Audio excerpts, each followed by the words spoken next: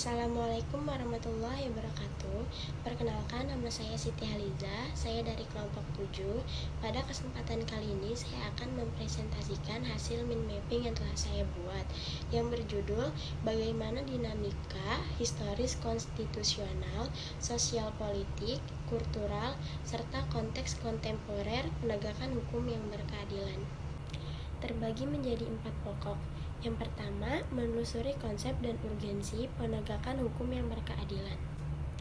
Jadi, tujuan negara yang lebih luas adalah agar setiap manusia terjamin kesejahteraannya di samping keamanannya.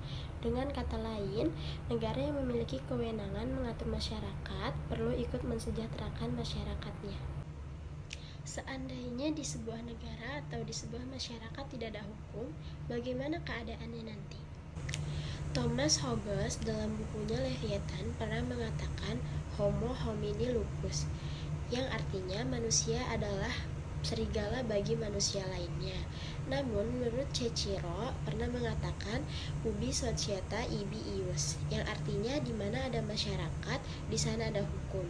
Dengan kata lain, sampai saat ini hukum masih diperlukan, bahkan kedudukannya masih tinggi. Jadi, jika negara tidak ada hukum, maka negara tersebut akan hancur. Banyaknya kehidupan masyarakat yang kacau, tidak aman, banyaknya tindakan kriminal, dan menunjukkan banyaknya tidak tertib dan tidak teratur. Negara kita telah memiliki lembaga peradilan yang diatur oleh UUD NRI 1945, ialah Mahkamah Agung, Komisi Yudisial, dan Mahkamah Konstitusi. Dalam Undang-Undang Nomor 48/2009 Pasal 1 Ayat 2, 3, dan 4 yang berbunyi, Mahkamah Agung adalah pelaku kekuasaan kehakiman sebagaimana dimaksud dalam Undang-Undang Dasar Negara Republik Indonesia tahun 1945.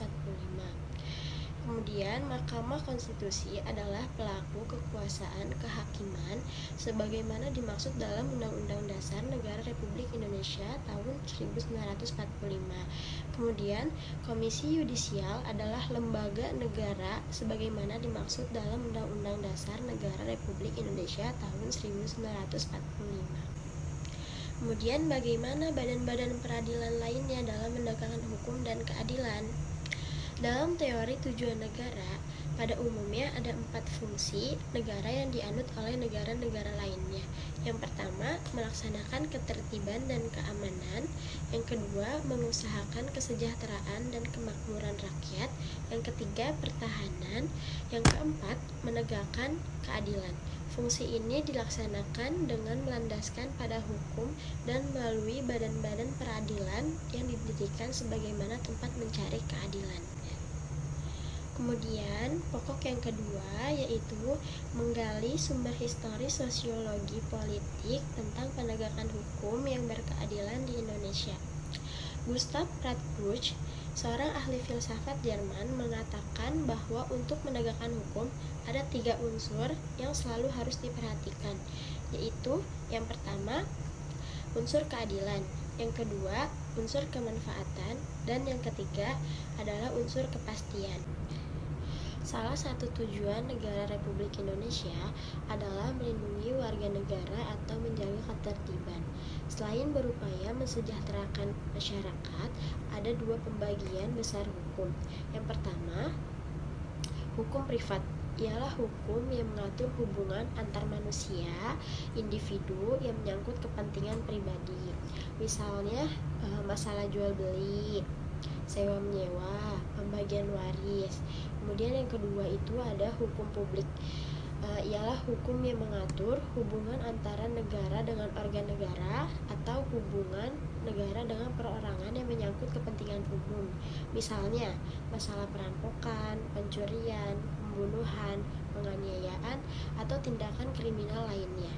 Jadi, peraturan-peraturan hukum baik yang bersifat publik atau menyangkut kepentingan umum maupun yang bersifat privat atau menyangkut kepentingan pribadi harus dilaksanakan dan ditegakkan dalam kehidupan bermasyarakat, berbangsa, dan bernegara.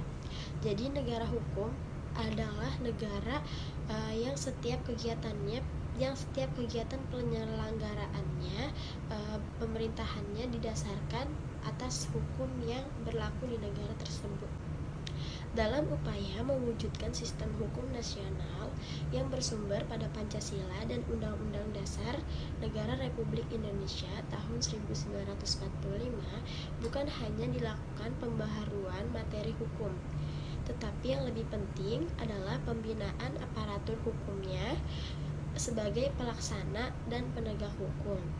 Di negara Indonesia, pemerintah bukan hanya harus tunduk dan menjalani hukum, tetapi harus juga aktif memberikan penyuluhan hukum kepada segenap masyarakat agar masyarakat semakin sadar hukum. Dengan cara demikian akan terbentuk perilaku warga negara yang menjunjung tinggi serta taat pada hukum. Dalam upaya penegakan hukum, dibuatlah lembaga-lembaga oleh pemerintah untuk melaksanakan tugasnya. Yang pertama ada lembaga penegak hukum. Untuk menjalankan hukum sebagaimana mestinya, maka dibentuk beberapa lembaga aparat penegak hukum, yaitu antara lain kepolisian yang berfungsi utama sebagai lembaga penyidik, yang kedua ada kejaksaan yang fungsi utamanya adalah sebagai lembaga penuntut, dan yang ketiga adalah kehakiman yang berfungsi sebagai lembaga pemutus atau pengadilan, dan lembaga penasehat atau memberi bantuan hukum. Yang kedua adalah lembaga peradilan. Lingkungan peradilan masing-masing mempunyai lingkungan wewenang pengadilin perkara tertentu dan meliputi badan peradilan secara bertingkat. Yang pertama ada peradilan militer, yang kedua peradilan agama, yang ketiga peradilan tata usaha negara, merupakan peradilan khusus karena mengadili perkara-perkara tertentu atau mengadili golongan atau kelompok rakyat tertentu. Sedangkan peradilan umum merupakan peradilan bagi rakyat pada umumnya, baik mengenai perkara perdata maupun perkara pidana. Kemudian poin yang ketiga yaitu membangun argumen tentang dinamika dan tantangan penegakan hukum yang berkeadilan di Indonesia. Jadi penegakan hukum di Indonesia masih dipandang lemah. Dalam beberapa kasus masyarakat dihadapkan dengan ketidakpastian hukum. Rasa keadilan masyarakat pun belum sesuai dengan harapan. Banyaknya kasus perilaku warga negara sebagai subjek hukum yang baik yang bersifat perorangan maupun per kelompok, dan masyarakat belum baik atau terpuji atau melakukan pelanggaran hukum yang menunjukkan bahwa hukum masih perlu ditegakkan. Sebagian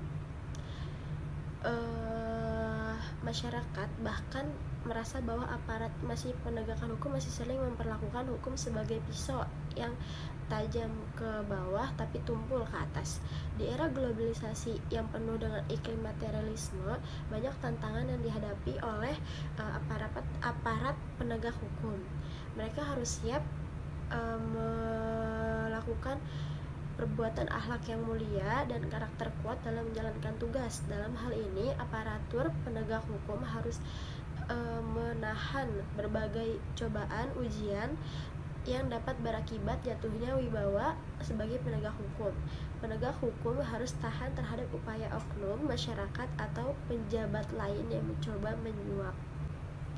Kemudian poin pokok yang terakhir yaitu mendeskripsikan esensi dan urgensi penegakan hukum yang berkeadilan di Indonesia, yaitu penegakan hukum bertujuan untuk mewujudkan peraturan hukum demi menciptakan ketertiban dan keadilan masyarakat.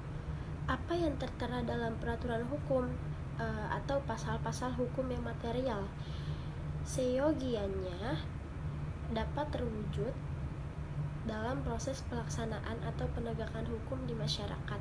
Dengan kata lain, penegakan hukum pada dasarnya bertujuan untuk meningkatkan ketertiban dan kepastian hukum dalam masyarakat sehingga masyarakat merasa memperoleh dan mempunyai perlindungan atas hak-hak dan kewajibannya.